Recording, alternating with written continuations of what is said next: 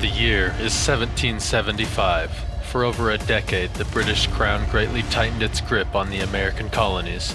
In an unprecedented move, the American colonists retaliated against their British rulers and took on what was then the strongest country in the world. This is the start of the American Revolution. In the aftermath of its 7-year war with France, Britain had incurred sizable debts. In order to raise money, British Parliament began adding additional duties, fees, and taxes in the American colonies, as well as other sanctions. In 1763, King George III issued a royal proclamation barring colonists from settling west of the Appalachian line into land won from the French.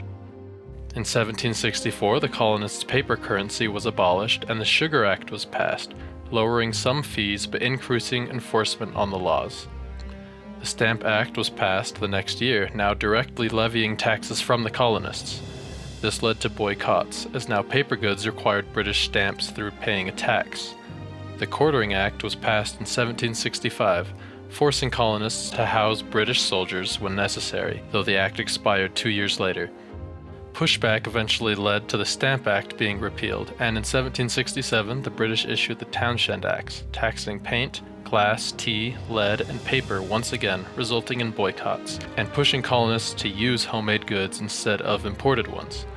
The American colonists believed that there should be no taxation without representation. In 1768, British troops were sent to enforce the Townshend Acts in the colonies, specifically in Boston, Massachusetts, which was the de facto center of American rebellion. Tension between British troops and American colonists rose, and in March of 1770 a riot broke out, resulting in British redcoats killing 5 colonists.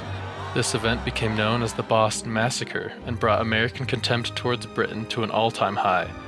Fast forward to December 1773 in what is now known as the Boston Tea Party.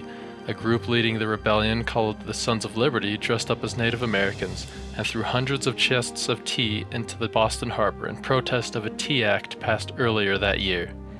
The British responded with what the colonists referred to as the Intolerable Acts.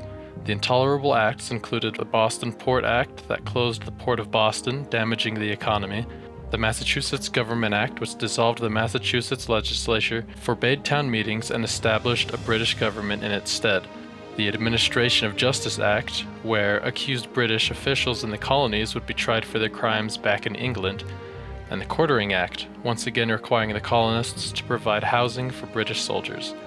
In response, the delegates from the American colonies came together to form the First Continental Congress and send a declaration to King George III seeking redress for the wrongs committed against the colonies, including the lack of representation in Parliament, and declaring that they deserved all the rights of Englishmen. This declaration was all but ignored. In 1775, the British governor over Massachusetts, Thomas Gage, planned to disarm the colonists by seizing or destroying their weapons, beginning with military stores in the town of Concord, where around 700 redcoats would be sent.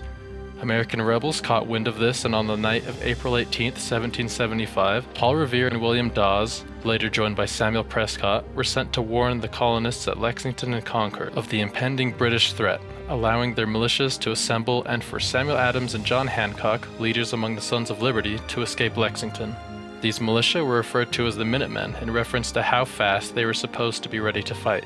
When the redcoats started to arrive in Lexington, they were met by 70 or so of the Massachusetts militia, who had received Revere's warning.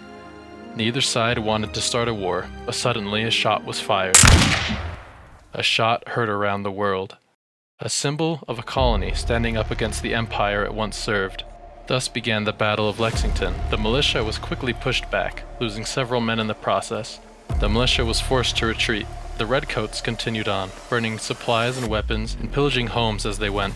When they reached Concord, the weapons were gone, already in the possession of the militia. The British were ambushed by a colonial militia that had been greatly reinforced by nearby men who had heeded Revere's warning. Eventually, the British were overrun and forced to retreat back to Boston, ending in a victory for the American colonists. The colonial militia had successfully repelled a fighting force from the world's strongest nation.